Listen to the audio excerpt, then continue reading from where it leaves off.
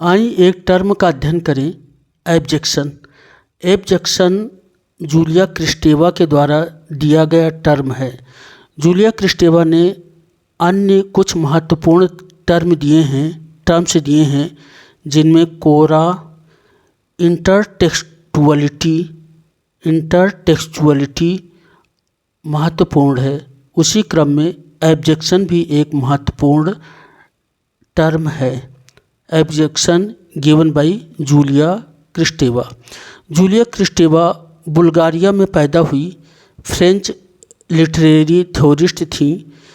वे post structuralist भी थीं, feminist भी थीं, खासकर फ्रेंच फेमिनिस्ट, और साइको एनालिस्ट भी थीं। तो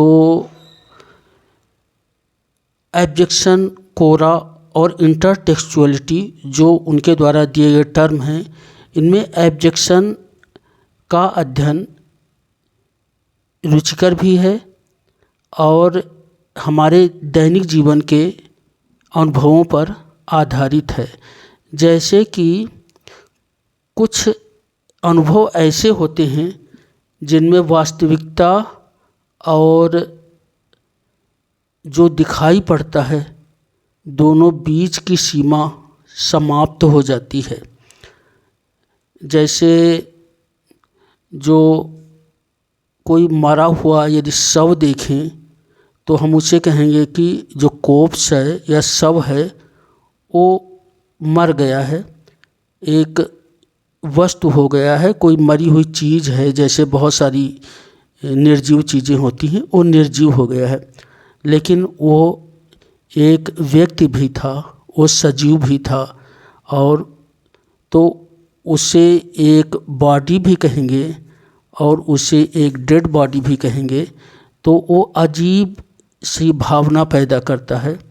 और इस जो एक डेड बॉडी और एक लिविंग बॉडी के बीच में जो एक रेखा धूमिल हो रही होती है भावनाओं की, ये एब्जेक्शन में आता है।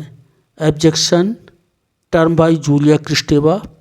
Julia Kristeva born 1941, Bulgarian French literary theorist, post structuralist, feminist, French feminist, psychoanalyst. Terms abjection, chora, intertextuality. आइए इनका और विस्तार से स्टडी करें।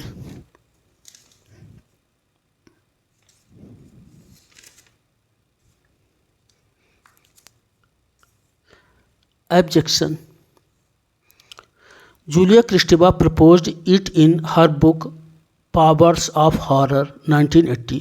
तो क्रिस्टेवा की किताब है पावर्स ऑफ हॉरर। हॉरर भय, हॉरर की ताकतें, भय की शक्तियाँ।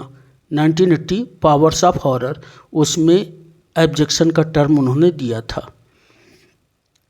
एब्जेक्शन describes the visceral repulsion, horror, disgust experienced when confronted with something that collapsed the boundary between self and other, subject and object। यानी कोई चीज़ ऐसी है जो सब्जेक्ट और ऑब्जेक्ट के बीच की जो सीमा रेखा है, यानी वस्तु और व्यक्ति के बीच की सीमा रेखा को धुंधला कर दे, ब्लर कर दे, या खुद की और दूसरे की सीमा रेखा को ब्लर कर दे, यानी सेल्फ और अदर की सीमा रेखा को धुंधला कर दे। तो एक डर सा पैदा होता है, जैसे मुर्दे को देखने में डर लगता है। एक घृणा सी पैदा होती है, जुगुप्सा और हॉरर, भय और जुगुप्सा जो पैदा होती है, डिस्गस्ट पैदा होती है, उसका जो अनुभव करते हैं वह जो एब्जेक्शन है उसके अंतर्गत आता है। एक बार इसको फिर से देख लें। Abjection describes the visceral repulsion, horror, disgust experienced when confronted with something that collapsed the boundary between self and other, subject and object.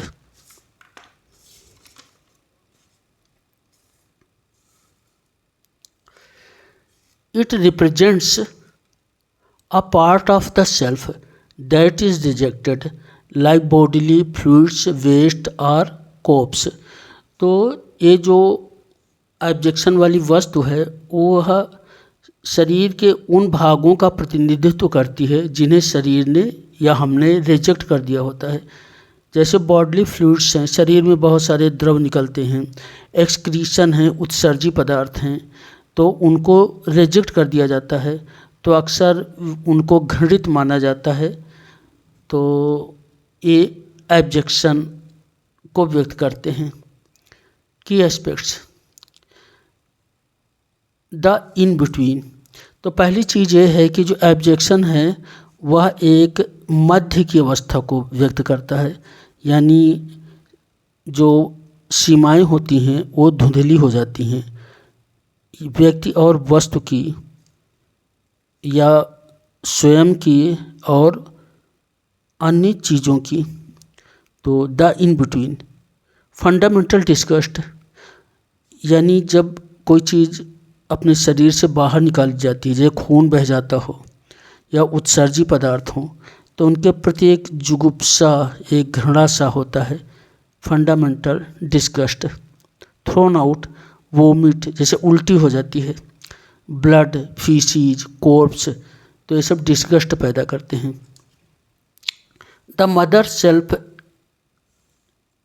Separation, ये बहुत इम्पॉर्टेंट है, बहुत महत्वपूर्ण है। जो बच्चा होता है जब माँ के शरीर में होता है तो माँ के शरीर को अपना शरीर समझता है, क्योंकि उसके जीवन की क्रियाएं माँ के शरीर के द्वारा संचालित होती हैं। तो माँ और बच्चा एक ही होते हैं, एक रूप में होते हैं, और शायद मदर के लिए भी बच्चा उसके शरीर का एक हिस्सा होता है। जब बच्चे का जन्म होता है तो उसे एक शॉक लगता है और उसे धीरे धीरे महसूस होता है कि वो एक सेपरेट है। द मदर सेल्फ सेपरेशन, ये भी ऑब्जेक्शन में आता है।